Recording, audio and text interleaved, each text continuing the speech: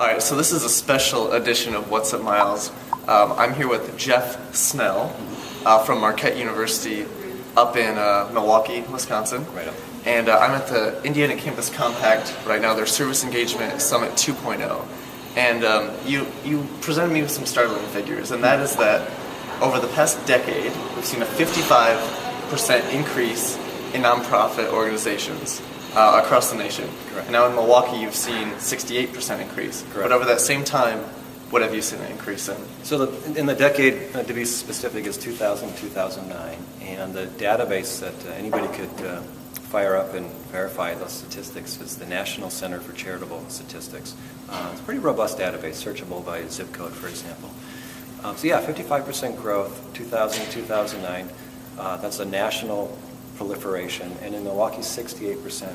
And in that same decade, Milwaukee proper population stays around 600,000. It fluctuates maybe 1%. So let's just say it stays flat. But at $1 billion a year in fundraising in Greater Milwaukee for the 600,000 Milwaukee residents and the now 7,300 charities that represent the 68% growth in that decade, the percentage of Milwaukeeans living below poverty increases by 25%. So to my mind, social innovation and social entrepreneurship is part of the healthy corrective, overdue corrective, so we can be less content with problem management and moving deliberately towards solutions. We need solutions. Now, problem management is something where a state we're kind of currently in. It's a Band-Aid approach to fixing what's going on. What you're talking about is making solutions. And I spoke with Orrin Hesterman from the Fair Food Network. I don't know if you're familiar with it or not. He used the term solutionary. Oh, nice. And I think that's very much what you're talking about here. And, talk to me about that a little bit more. Yeah, and please know, I like that a lot, solutionary. I don't in any way represent that social innovation or social entrepreneurship is sort of it in terms of the language. Some people describe it using different terms, and that's fine. But to my mind, the concepts, the frameworks, that's where the real magic happens. That's the alignment about less problem management, less contentment with growing even a market share around a social problem. And a lot of nonprofit executives, not all, but a lot of them actually get incentivized, rewarded for doing that. And it just doesn't happen on the governance level or on the senior leadership level to ask the intellectually honest questions. Wait a minute, what are we doing actually to get rid of the problem? How are we answering sort of the social contract for the founding of the 501c3 in the first place? Remember, this was supposed to be a good or a service that wasn't provided for government or by government, hence the preferential tax treatment to found the 501c3 and have donations to support the work. And the solutionaries, God bless them, we could use, I don't know, about 1 million more. And no worries if there are 1 million more, like your colleague and friend, because there's no shortage of social problems to be solved either. So the social innovation, social entrepreneurship, or whatever it's called by other terms and nomenclature, if it's about solving social problems, I'm a fan, and I think the economic logic, using the numbers that you're kind to point out at the top, people are increasingly going to start demanding we have to have more solutions. We don't need more managers. Right. I mean, that paints a vivid picture of the dysfunction that's kind of occurring right now.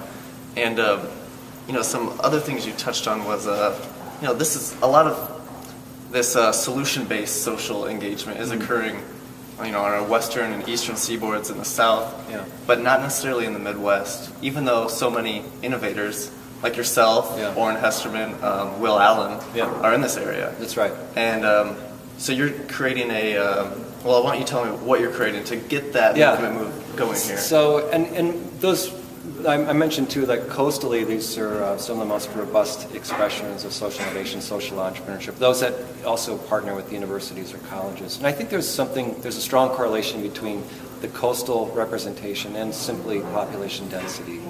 And so you have big metropolitan areas usually confronting more difficult, more complex challenges. And consequently, there may be a natural explanation of why the better social innovations are emerging in those same areas. That's my point there. But it's not like the Midwest isn't without its challenges as well, right? And so it's a head scratcher to me to say, well, why is it almost absent in the upper Midwest that there are social entrepreneurs, social innovations? There's certainly the absence of celebrations around their good work.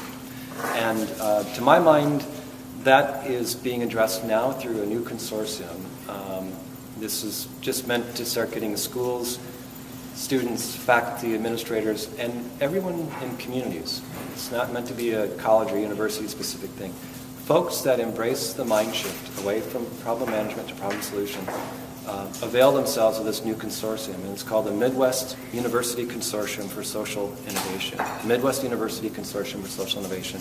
We've got some great early partners. I'm hoping we can get to 50 universities, colleges, and other points across communities so we can start to learn from each other. One of the great things in the field, transparency, open source. Solutions are not meant to be proprietary. In fact, if you've got something really cool that's working, share it out so others can learn from it and then do their good work. And if it's a similar kind of work, maybe even make it better. So it's a very different business model for protecting trade secrets. In this case, in this field, you're actually looking to give those secrets away so you can create greater social impact.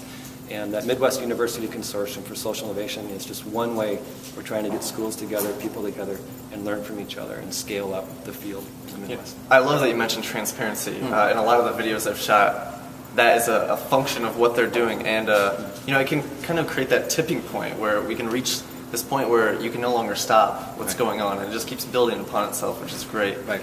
One last thing that I'd like to talk about is, is there a website for this that they can go to currently? Sure. So there's not a dedicated site, but there's a place they can go and indicate their interest. And then I think the next, because this is maybe 2 and 3 months old, what I was just describing to you, but the Marquette University site, www.marquette.edu/social. And we'll put that at the bottom of the video, hopefully. Click on there and just say, I heard about the Midwest University Consortium, I'm in. There's no fee. We just, again, want good learning, good sharpening iron, good passing of trade secrets so that we can scale the field. That's what it's about. And we'll get a dedicated site up, I suspect, probably by the end of this year, actually. The other thing I wanted to add, too, if I may, is service learning, since we're here at Indiana Campus Compact, which is very cool. This is such an impressive couple of days that Maggie Stevens and the team has put together. But it's not meant to say one is better than, or a deeper dive and therefore a stronger, more robust expression of the service learning passion that weaves its way through service learning. I actually think there's a really neat progression to be had. Service learning is awesome. There's huge value for that. And then there's going to be a group of students, faculty, and others that want to dive into the social problems, use it as a great tool for engaged learning, use it as a framework for life because now you're moving into solutions. So I think they're really complementary, and I think that's being brought to bear just in the conversations today at this meeting and hopefully others.